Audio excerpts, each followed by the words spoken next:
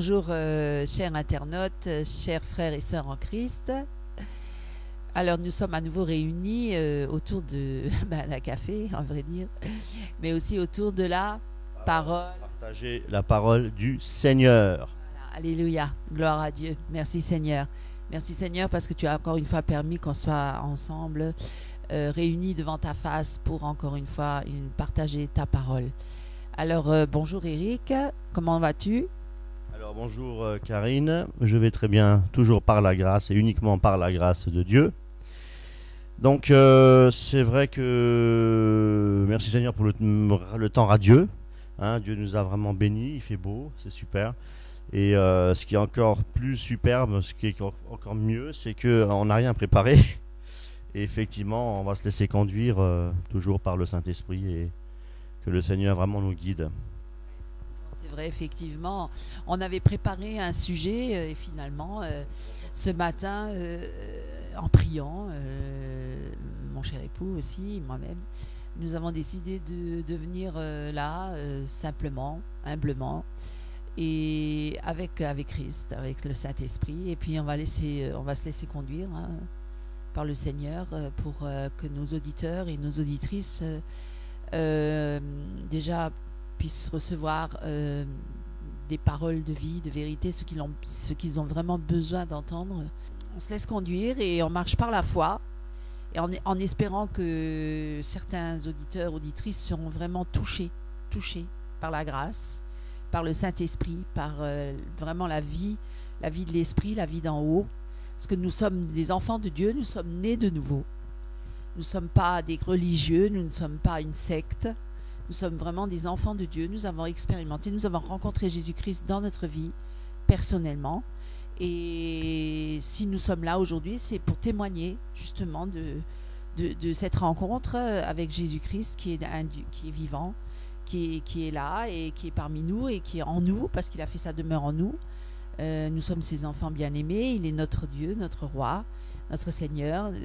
Il vit en nous. C'est Christ qui vit en moi, en Eric. Et nous lui appartenons, et il nous a donné l'ordre. Si nous sommes là pour vous parler aujourd'hui, c'est parce qu'il nous a aussi donné l'ordre d'aller, et c'est d'ailleurs biblique, c'est écrit dans la parole: allez et faites de toutes les nations des disciples et prêchez ma parole, annoncez-leur la bonne nouvelle du salut en Jésus-Christ. Alors, nous ne sommes pas que des chrétiens de salon, comme certains le disent. Nous allons aussi prêcher, évangéliser dehors, dans la rue, dans les villes, dans les villages. Et d'ailleurs, prochainement, nous allons à nouveau remettre nos chaussures de l'évangile de paix et revêtir toute notre armure du soldat. Et nous allons prêcher dans la rue et aller de ville en village, comme les premiers apôtres le faisaient d'ailleurs. Comme Dieu nous conduira. Voilà. Merci Seigneur pour cette grâce que tu nous accordes. Et je vais donner la parole à mon mari, à mon cher et tendre. Et puis on va démarrer et on va se laisser conduire. Alors effectivement, en ouvrant la Bible, je suis tombé sur Éphésiens chapitre 5. Si tu veux bien peut-être prendre Éphésiens chapitre 5. Ce qu'on va faire peut-être aujourd'hui, c'est lire les versets simplement et laisser le Seigneur nous parler, nous conduire. Et voilà. Donc on peut peut-être lire à partir du verset 1 et jusqu'au verset 2. Je fais la lecture et puis on va commenter. Devenez donc les imitateurs de Dieu, comme des enfants bien-aimés, et marchez dans l'amour à l'exemple de Christ, qui nous a aimés et qui s'est livré lui-même à Dieu pour nous comme une offrande et un sacrifice de bonne odeur. Gloire à Dieu. Alors, qu'est-ce qui retient notre attention dans ce verset? Est-ce que tu peux peut-être un peu donner tes... Déjà d'entrée, on nous dit: devenez donc des imitateurs de Dieu, de Christ, comme des enfants bien-aimés. Voilà, donc on a un exemple, un modèle à suivre. Les imitateurs, c'est quelqu'un qui va imiter quelqu'un. Il voit un exemple devant lui, donc il va imiter. Il va vouloir lui ressembler. Il va donc suivre ses voies. Et pour imiter quelqu'un, il faut le connaître. Il faut l'observer, il faut l'examiner, il faut le suivre. Et donc il faut à ce moment-là apprendre à le connaître et pratiquer ce qu'il dit, ce qu'il fait. Et comme Jésus est la parole, alors on doit mettre la parole en pratique. Pour connaître la parole, il faut déjà naître de nouveau, rencontrer Jésus-Christ dans sa vie, pour qu'il vit en nous, Christ qui vit en nous. Il nous a donné un exemple, il a marché sur la terre parmi les hommes, donc il a donné l'exemple en tant qu'homme. Il est fils de Dieu, il est Dieu qui est venu parmi les hommes, mais il a marché comme un homme, puisque nous sommes dans des conditions d'hommes et de femmes, je veux dire dans un corps d'homme. Donc nous sommes limités sur la terre, hein, nous ne sommes pas des anges. Donc il sait très bien ce que nous vivons au quotidien et pour lui ressembler, nous devons suivre. C'est un code, c'est comme le code de la route. Voilà, il nous a donné un code, il nous a donné la Bible, il nous a donné sa parole.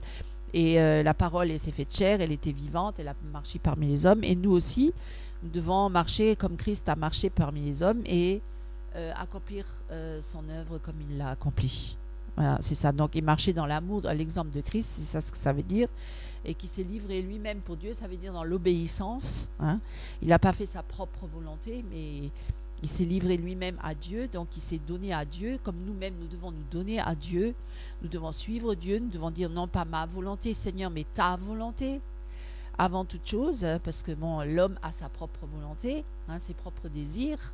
L'homme charnel, hein, quand nous étions encore du monde et que nous marchions selon nos propres convoitises et nos propres désirs, voilà ce que la plupart font dans le monde. Ils ont des projets, des plans, ils ont des désirs, ils ont des envies, voilà, ils ont des buts, ils ont des projets. Mais ça, ce sont les projets de l'homme, mais sans Dieu. Mais les projets de l'homme avec Dieu, ce sont les projets de Dieu, avant toute chose, qui doivent s'accomplir dans l'homme, voilà, en nous. Donc, il s'est livré lui-même à Dieu comme une offrande et un sacrifice de bonne odeur, d'un bon parfum agréable à Dieu. Parce que Dieu veut un sacrifice agréable. Merci Seigneur, tout à fait. Et est-ce que tu savais que la lumière est un fruit de l'esprit? Oui, est-ce que tu le savais? Alors, je vais te lire le verset 9. Car le fruit de la lumière consiste en toutes sortes de bonté, de justice et de vérité. C'est un fruit. Car le fruit de la lumière en Christ, consiste effectivement en toutes sortes de bonté, de justice et de vérité. Et comme Christ, justement, est la lumière, il est la lumière, être la lumière, oui, pour ne pas prêter à confusion, eh bien, nous devons être à la ressemblance de Jésus-Christ. Nous devons imiter Jésus-Christ, qui est lui-même la lumière. Donc, nous devons aussi imiter Jésus-Christ, d'après le verset 9, le fruit de la lumière. Donc, le fruit de Jésus-Christ, c'est de marcher comme des enfants de lumière, c'est-à-dire en toutes sortes de bonté, de justice et de vérité. Jésus-Christ, il est la bonté, Jésus-Christ, il est la justice, et Jésus-Christ est la vérité, sans oublier le chemin qui mène au Père. Gloire à Dieu, merci Seigneur. Donc il est important pour imiter Jésus-Christ de considérer le fruit de la lumière. Et le fruit de la lumière, la lumière qui est Jésus-Christ qui luit dans les ténèbres, c'est justement de ne pas marcher dans les ténèbres, mais de marcher dans la lumière, parce que nous sommes des enfants de lumière, nous dit le verset 8.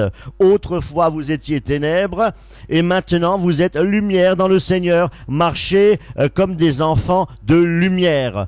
Pour revenir au verset 1, devenez donc imitateurs de Dieu comme des enfants bien-aimés, donc des enfants de lumière. Donc, être des enfants de lumière, ce sont des enfants qui, effectivement, marchent, imitent Jésus-Christ en ayant ce fruit, La lumière consiste en toutes sortes de bonté, de justice et de vérité. Et d'examiner effectivement, au verset 10, ce qui est agréable au Seigneur. Alors, ce qui est agréable au Seigneur, est-ce que tu peux un peu me parler de ce qui est agréable au Seigneur?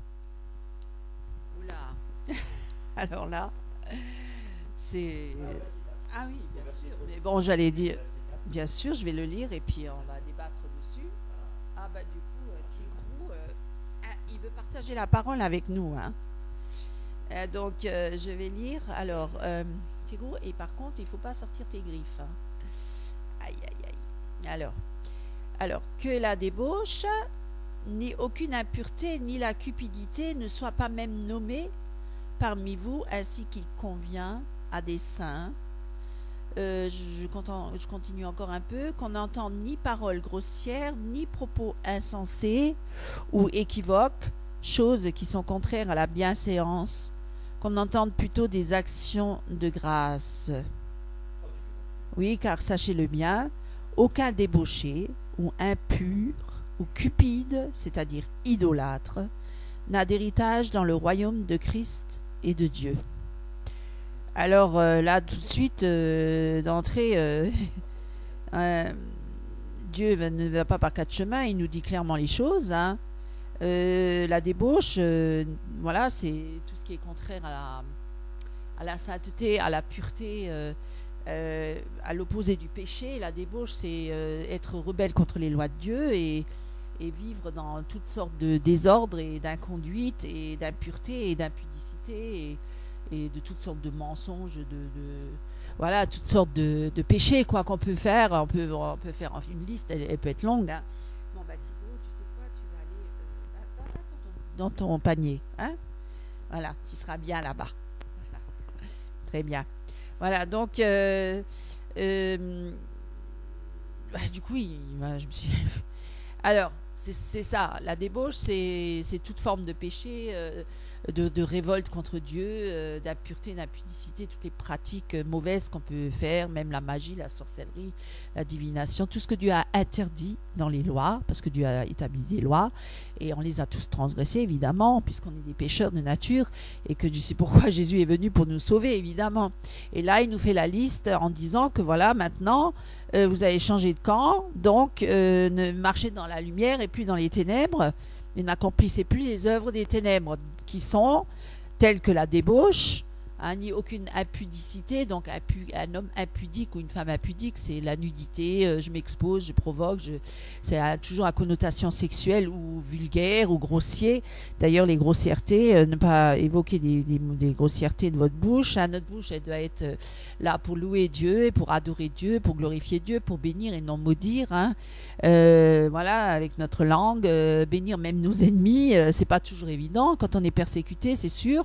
L'homme naturel, charnel, a tendance à vouloir se venger, œil pour œil, dent pour dent, ça c'est dans la loi. Et en fait, dans la grâce, on nous dit non, mais pardonne à tes ennemis et ne les maudis pas, mais bénis-les. Donc de notre bouche ne doit sortir que des bonnes choses, des paroles de vie, de résurrection, et non pas des paroles de mort. Hein, pour détruire, pour tuer, pour voilà, démolir l'autre, son prochain, comme beaucoup le font d'ailleurs, que ce soit par devant ou par derrière, hein, la calomnie, la médisance et tout ça, évidemment, dire des mauvaises paroles, mentir, raconter des méchancetés, des mensonges sur les personnes, dans les familles, il y a beaucoup, dans les églises, beaucoup de calomnie, beaucoup de médisance, malheureusement, il faut quand même le reconnaître, la langue est un petit membrane mais qui fait beaucoup de dégâts. Il faut quand même le reconnaître, et ça, le diable, il a vraiment une main vraiment mise là-dessus, sur les chrétiens même, de souvent parler mal les uns sur les autres. Pourquoi ? Parce que le chrétien qui n'est pas soumis à l'esprit, n'est pas soumis à Dieu, eh ben, il va être charnel, et puis il va encore avoir des désirs charnels, et il va éprouver face à son frère ou sa sœur des jalousies, des rivalités. C'est d'ailleurs ce qu'il dit dans Corinthiens, vous êtes encore charnel parce que vous vous disputez, vous avez toutes sortes de querelles et de disputes et d'animosité, d'amertume, et voilà, vous ne faites pas la volonté de Dieu, mais vous faites la volonté de votre chair. Et d'ailleurs, derrière le diable, bien sûr le diable derrière, mais c'est pas toujours la faute du diable, hein, il faut quand même pas confondre des choses. Il y a aussi les œuvres de la chair, et ça, c'est nous qui sommes responsables de nos actes. et de notre langue, et nous devons maîtriser notre langue et la soumettre à Dieu, parce que si nous ne la soumettons pas à Dieu, alors nous pouvons peut-être bénir de Dieu de notre bouche, mais maudire notre prochain. Et certains le font, et beaucoup le font. Et après dire, oui, on peut dénoncer les œuvres des ténèbres, on peut dénoncer les faux prophètes ou les faux pasteurs, c'est un fait. Il a dit d'ailleurs dénoncer les œuvres des ténèbres pour avertir le peuple, mais après parler mal sur la personne en elle-même, mais attaquer la personne, ça c'est encore une autre histoire. Donc ce qu'on va dire, c'est que on doit maintenant vivre comme des enfants de lumière. Et les enfants de lumière ne doivent pas vivre dans la débauche. Alors dans les églises d'ailleurs de plus en plus maintenant ça se répand de plus en plus, c'est vrai, le péché d'adultère, la fornication, toutes les sortes d'impureté, d'impudicité. Pourquoi? Parce qu'on voit ça partout à la télé, sur internet, la pornéo. Combien de pasteurs regardent des films porno et après prêchent le dimanche l'évangile? On voit pas, mais Dieu a vu. Excusez-moi mes amis, mais Dieu voit tout, donc c'est pas la peine de faire semblant ou d'être des hypocrites. Si notre vie elle est pas en règle devant Dieu, on peut pas dire qu'on marche avec Christ, on peut pas dire qu'on est des enfants de lumière, parce que des enfants de lumière, il n'y a rien de caché. Hein, et tout ce qui est caché viendra à la lumière. C'est d'ailleurs ce que Dieu il dit. Parce que là où vient la lumière, alors les ténèbres, ou ils reculent et ils fuient, ou alors ils sont mis en grand jour et ils peuvent plus se cacher. Donc, et c'est là qu'on voit les œuvres des ténèbres. D'ailleurs, c'est ce qu'on voit autour de nous, dans le monde. Et les œuvres des ténèbres sont bien mises en lumière de plus en plus et plus rien n'est caché. Et même les choses cachées, on les ramène à la lumière maintenant. D'ailleurs, c'est une aberration tout ce qu'on voit. Et même dans les églises, je veux dire, tout est dénoncé, tout est mis en lumière. Et c'est ça. Et donc, la débauche fait partie des œuvres des ténèbres.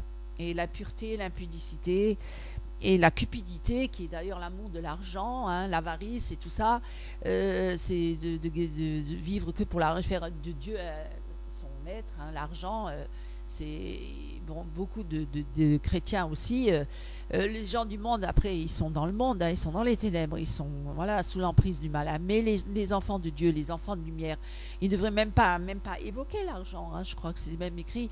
Et quand ils donnent, ils ne doivent même pas savoir ce que sa main droite donne par rapport à sa main gauche. Et puis, il y a tellement de gens maintenant qui s'élèvent par rapport à la richesse. Hein, l'évangile de prospérité, on n'arrête pas d'en parler, mais c'est vrai. De plus en plus, les chrétiens veulent devenir absolument riches. Il faut être riche. Il faut être riche pour être béni. Et Dieu, voilà, il faut avoir beaucoup de richesse, beaucoup de gloire et beaucoup de richesse. Alors moi, je ne suis pas contre la richesse, c'est pas la question. C'est pas mal en soi, la richesse, si elle est bien utilisée. Si Dieu nous donne la richesse, effectivement, s'il peut nous la donner, il peut la donner, il n'y a pas de problème. Dieu, il est maître de toutes choses, il est même l'or et l'argent lui appartient, tout lui appartient sur la terre, même dans le ciel, tout lui appartient.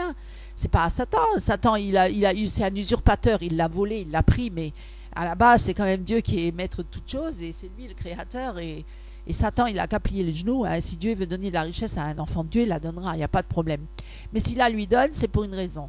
Ça sera pour une raison, pour l'œuvre de son royaume.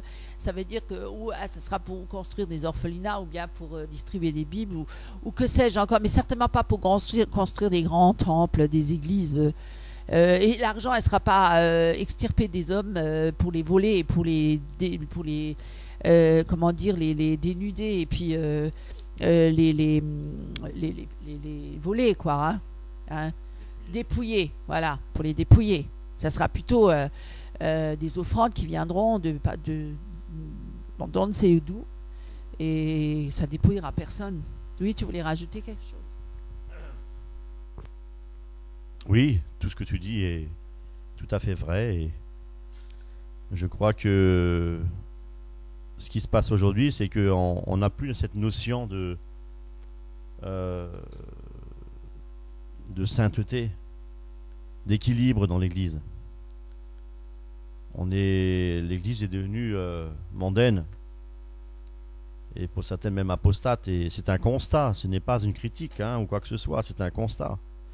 Parce que justement, on met plus l'accent, on va dire, sur les choses qui frappent l'œil, matériel et spirituellement parlant. On court après les miracles, et les délivrances, et les guérisons et tout ça. Ça ne veut pas dire que nous ne croyons pas en la guérison, miracle, bien sûr qu'on y croit, mais bon, il faut être équilibré dans tous les sens du terme. Voilà, donc tout ce que tu as dit, évoqué, c'est juste. Et pour revenir un petit peu à Éphésiens, au verset 8, justement, au verset 8 du chapitre 5. Autrefois, vous étiez ténèbres, et maintenant lumière dans le Seigneur. Alors, il fait bien ici référence aux ténèbres.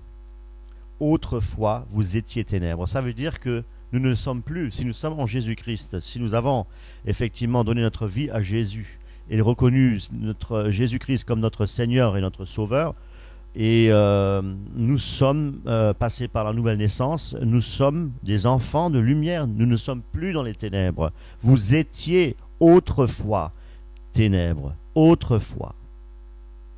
Et je crois que ce qui est important, l'homme nouveau, hein, je peux peut-être reprendre le verset 24 du chapitre 4, et à revêtir l'homme nouveau.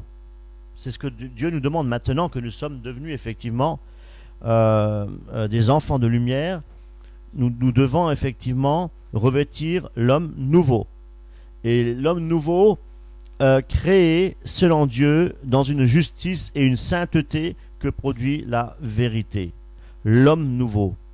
Donc si nous avons revêti effectivement l'homme nouveau, c'est-à-dire l'homme qui est donc régénéré, nous ne sommes plus en fait le vieil homme, hein, comme dit la parole de Dieu. Nous avons revêtu l'homme nouveau, revêtu l'homme nouveau. Donc un homme nouveau, nous avons revêtu l'homme nouveau, donc nous sommes participants maintenant à la nature divine. Nous sommes participants maintenant à la nature divine. Et nous ne sommes pas comme le vieil homme, nous ne sommes pas restaurés ou améliorés. Non, nous sommes une nouvelle créature. Une nouvelle créature.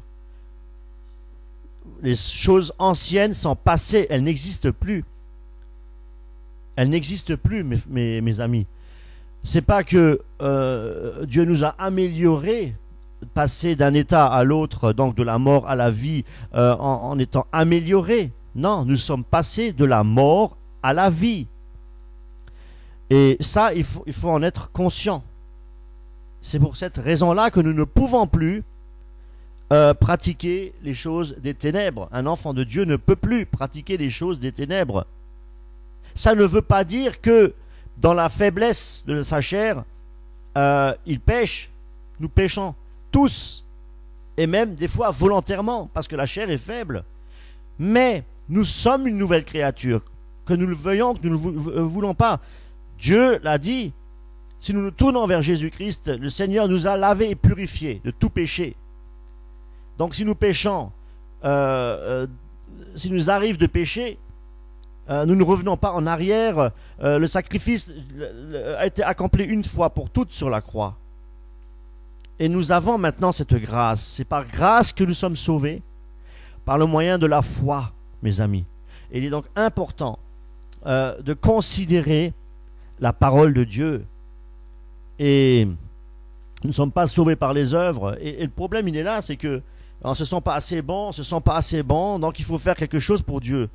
Nous n'avons rien à faire pour Dieu. Dieu a tout accompli sur la croix. Tout a été fait, accompli sur la croix. Et le verset 11 nous dit, ne prenez point part aux œuvres infructueuses des ténèbres, mais plutôt condamnez-les. Parce que nous étions des leurs, nous étions des païens, nous étions dans les ténèbres.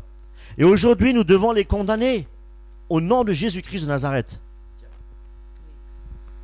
Je voulais surtout rajouter par rapport à quand tu disais aujourd'hui on pêche encore et on a la grâce, alors il faut faire attention parce que je veux tout de suite mettre un point là-dessus parce que de plus en plus de chrétiens disent oh mais parce que j'ai la grâce, même si je pêche, Dieu me pardonne. Voilà, donc je peux pêcher autant de fois que je veux, autant de fois je pourrais revenir à Christ. Non mes amis, c'est pas comme ça que ça marche. Il faut quand même dire les choses comme elles sont. Dieu il est saint, il reste saint. Quand il a gracié la prostituée, il lui a dit va, tes péchés sont nombreux, mais va et ne pêche plus. Il lui a pas dit continue à pécher, tu as ma grâce, tu peux continuer à vivre dans le péché, il n'y a pas de souci. Non. Normalement, quand on est chrétien né de nouveau et qu'on marche dans la lumière, que lorsqu'on a malencontreusement péché ou qu'on est tombé dans un péché, parce que la chair est faible, mais voilà, que ça arrive, comme il disait mon mari, on peut revenir à Christ, bien sûr, la grâce est là, bien sûr que si on se repent, Dieu pardonne. Mais on ne doit pas jouer à ce jeu-là constamment, hein, comme un enfant rebelle qui fait péché, qui fait du mal et qui revient toujours au Père. Et bien sûr, le Père pardonne, mais à chaque fois, le Père est déçu et attristé. Voilà, nous attristons le Saint-Esprit lorsque nous péchons. Et à un moment donné, le cœur peut s'endurcir. Parce que si on a l'attrait du péché constamment, la chair est faible, la chair peut prendre le dessus de plus en plus.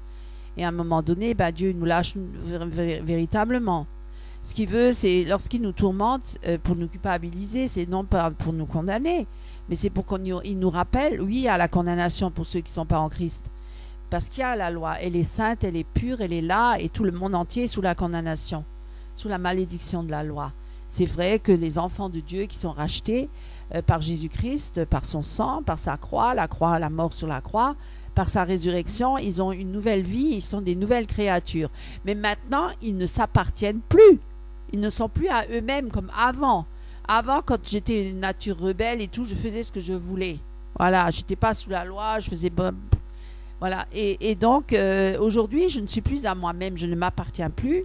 C'est Christ qui m'a racheté par sa vie, sa mort sur la croix, par son sang. Maintenant, je suis à lui, je lui appartiens. Hein, il m'a sauvé, il m'a délivré de mes péchés, de la mort, de Satan, du monde. Et donc maintenant, je suis à lui. Je lui appartiens. Et comme certains même le disent, je suis esclave de Christ aujourd'hui. Avant, j'étais esclave de Satan, du péché, du monde. Et aujourd'hui, je suis esclave de Jésus-Christ. Donc, je suis passé des ténèbres à la lumière. Je suis passé du royaume des ténèbres au royaume de la lumière. C'est tout à fait un monde à l'opposé. Il n'y a rien de commun entre les ténèbres et la lumière. C'est deux mondes différents, c'est deux camps différents. Voilà. Et l'un vient d'en bas, l'autre il vient d'en haut. Les choses en haut, d'en haut, le ciel céleste. Et donc nous sommes des nouvelles créatures, nous sommes nés de nouveau, nous sommes devenus co-héritiers, participants de l'Esprit de Dieu, du royaume de Dieu, de la vie d'en haut. Donc nous ne devons plus vivre par rapport aux choses d'en bas, c'est-à-dire de pécher encore, parce que la vieille nature, elle va se réveiller. Et celle qui était crucifiée avec Christ sur la croix, il ne faut pas la réveiller. Hein. L'homme mort, il ne faut pas le réveiller, il faut le laisser mort, il est mort.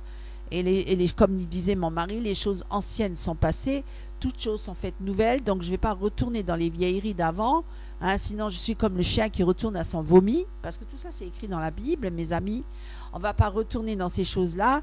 Et Dieu, dans son amour et dans sa miséricorde et dans sa grâce, vient toujours nous rappeler, reviens à moi, mon enfant, ne pêche plus, arrête, je suis là, je t'aime, je suis mort sur la croix pour tes péchés, mon sang a coulé, viens maintenant à moi, tu m'appartiens, tu n'es plus à ce monde, c'est fini ce monde-là, il n'est plus, c'est terminé pour toi, tu es passé de la mort à la vie et ce monde-là va passer, toute sa convoitise aussi, ce monde-là, il est contraire à moi.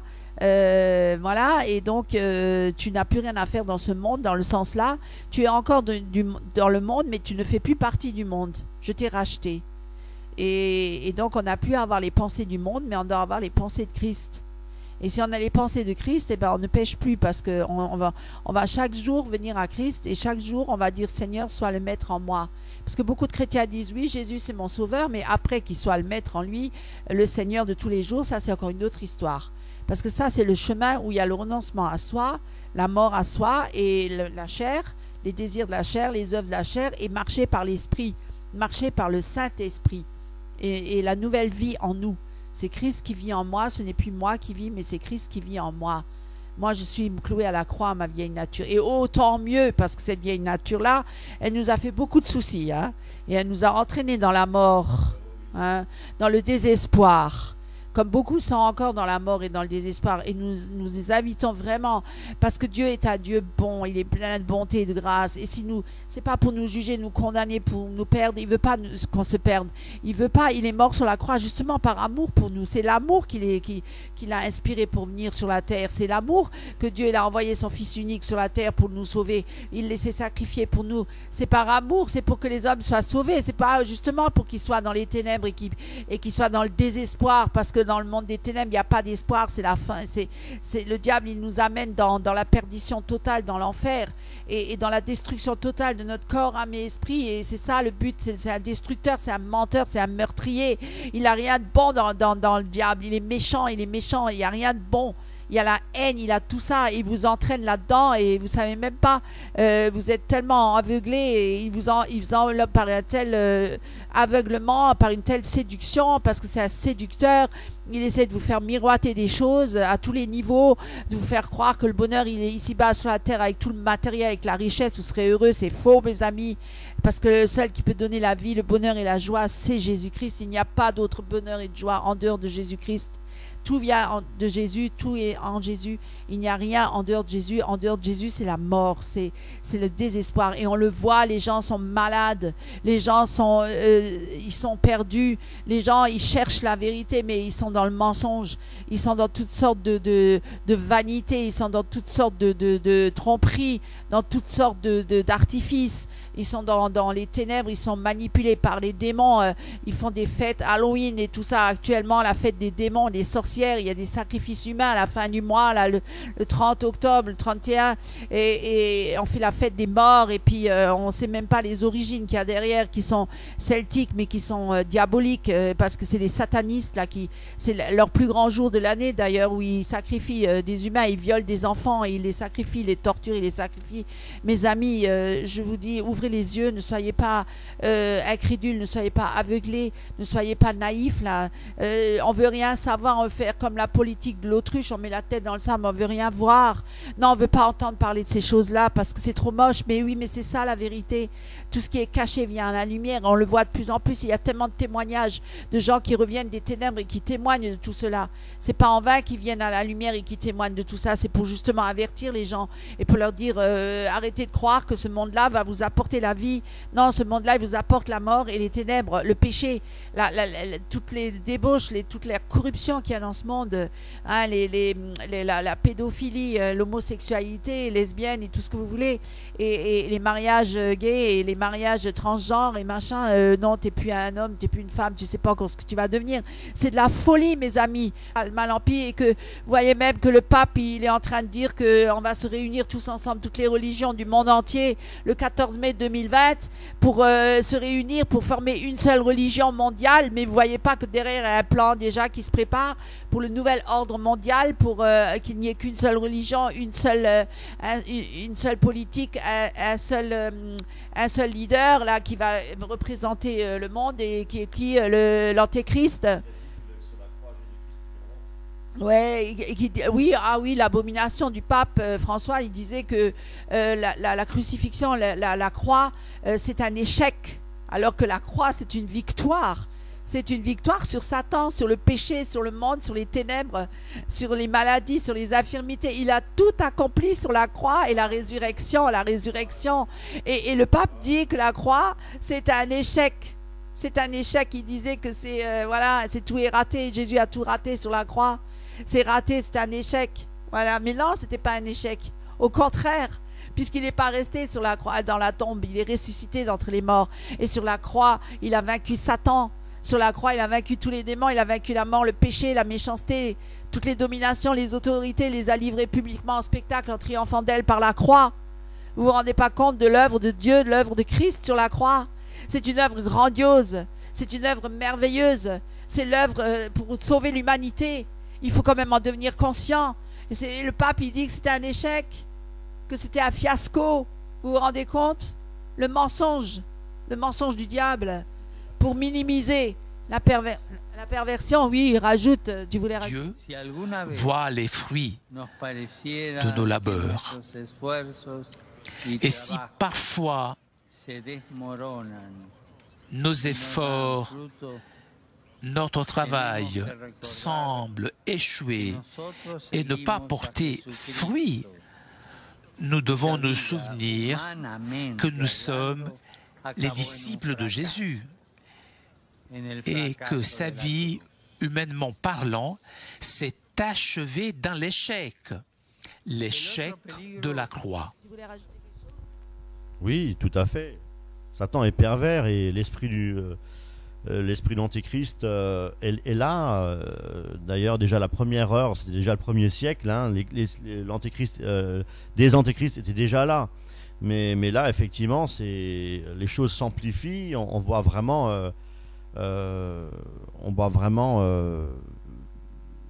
que l'Antéchrist est à la porte. Hein.